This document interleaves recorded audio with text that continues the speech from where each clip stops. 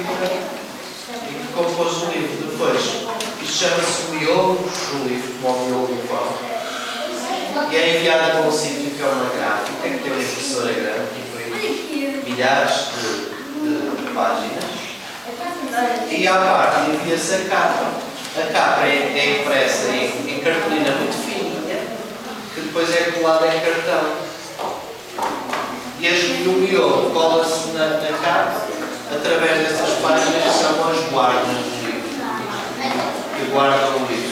E assim se faz um livro infantil.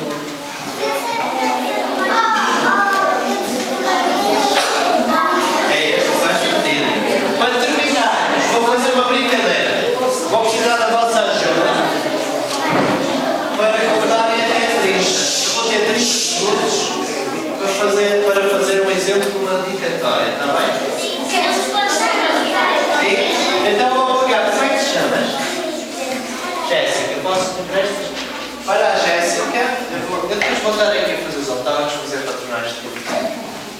Eu vou escrever primeiro para a Jéssica. Um beijinho. E boa aventura. Diferente. Pedro do meio. Pronto.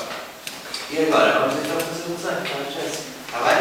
Sim. 1, 2, 3.